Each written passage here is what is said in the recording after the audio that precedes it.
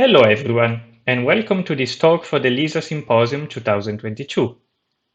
I am Carlo Zanoni, and I'm the system engineer for the GRS.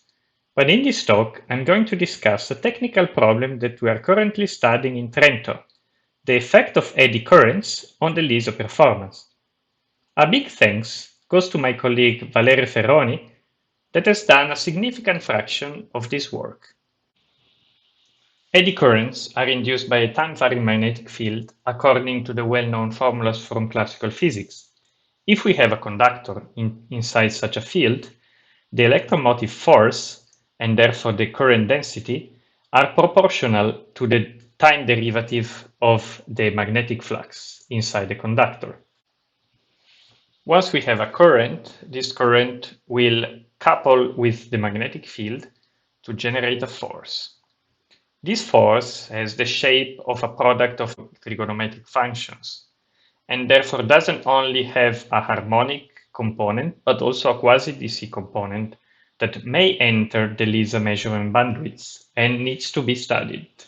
At the University of Trento and the Italian Institute of Nuclear Physics, we developed finite element models in order to tackle this problem.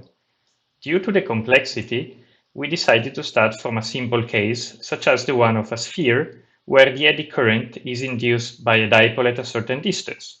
In the plot, you see the comparison of the results. The finite element model produces a force that is slightly lower than the one of an analytical equation. However, this is also justified by the mesh, which is tuned for the bandwidth between 100 and 1000 Hz. From the sphere model, we gradually increase the complexity, modeling a cube instead of a sphere, and then a cube inside a molybdenum screen. We use two different softwares to validate the results due, once again, to the complexity of the problem. In fact, we are not able to get an easy validation with some back-of-the-envelope calculations.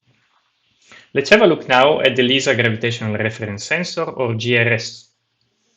The GRS is the central part of each moving optical subassembly hosted on each LISA spacecraft.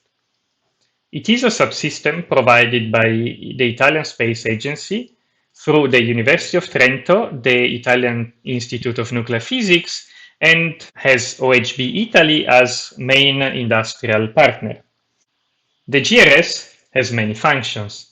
The main function is to shield the test mass from any acceleration noise and to produce acceleration disturbances as low as possible.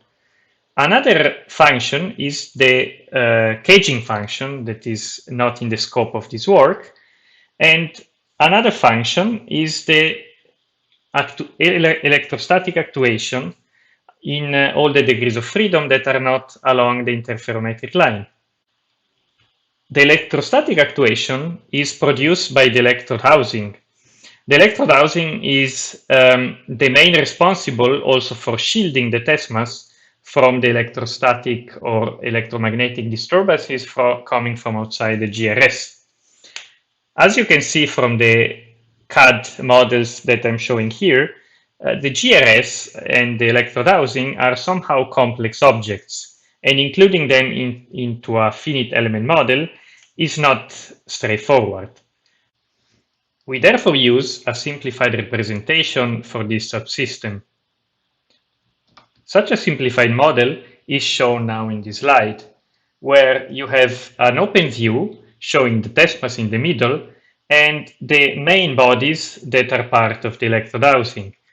All these bodies have been simplified in order to remove small details and small features. In this way, we are able to produce a finite element model that, although computationally heavy, is something that we can solve in a few hours. Now, let's have a look at some of the results. This is the magnetic field near the test mass generated by a dipole aligned on the x-axis. The magnetic field has a symmetric behavior that is reflecting the somehow symmetric shape of the electrode housing. At the same time, we see that the presence of the electrode housing reduces the intensity of the magnetic field around the test mass. In this image, we see the current induced inside the test mass by a dipole along X. It's interesting to see that the current has a peak value on the sides of the test mass, and the lowest value instead is at the edges of the test mass. This is very important because it means that we need to include the indentations of the GPRM, the grabbing system, and to consider them in our models. What we're actually interested in, though, is the force on the test mass. In the charts in this page, you see the effect on a sphere of about 2 kilograms and of gold platinum of a test mass alone without electrode housing and the test mass with the electrode housing. What is important to note is the electrode housing has a very important role in shielding the test mass. While the test mass tends to reach a plateau above 1 kilohertz, the test mass with the electrode housing behaves like a passband filter, where only the frequencies between 100 Hz and a few hundred Hz are of interest, while all the other frequencies are significantly attenuated. In the right part of the slide, you also see how the AC component and its phase behave. The previous plot for the DC force is here analyzed for a dipole with different distance from the test mass. So we have the case of 100, 150, and 200 millimeters. Indeed, the attenuation factor increases significantly once we increase the distance. At the same time, the frequency at which we have the peak force changes slightly. Now, up to this stage, the challenge was mostly due to the numerical complexity of the model.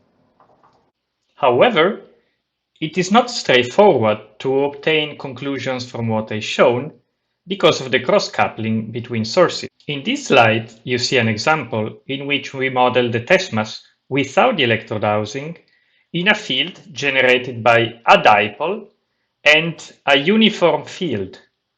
The uniform field alone would not give any force, but when the two fields are coupled, the combined effect increases the force with respect to the force you would have with the dipole alone. In another example, we model two different sources at 50 and 60 Hz on the test mass plus electrode housing model. As you can see here, when the two sources are combined together, that means that they're acting at the same time, the result is very different from the sum of the two original sources. In particular, it shows a bit tone that can be very concerning in case two sources are close to each other.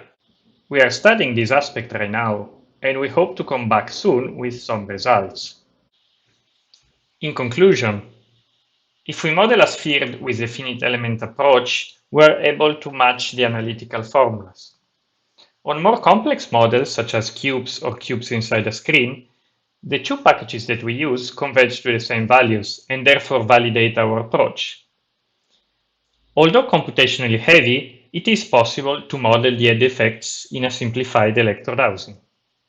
In terms of results, the test mass plus electrode housing system behaves as a passband filter with an attenuation of minus 40 decibel per decade, around 1000 Hz, and a critical bandwidth between 100 and 400 Hz. At lower or higher frequencies, the effect is filtered out very well by the electrode housing or by the dynamics of the problems.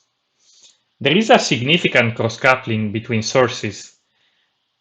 So the effect of different frequencies is now under study. This is a challenge for the definition of the requirements and especially for the verification. So now I want to thank you for your attention, and I'll show you a short video of one of the simulations that show how a time-varying magnetic field induces an eddy current inside the test mass. This is for a dipole aligned along Z. Thank you a lot and see you soon.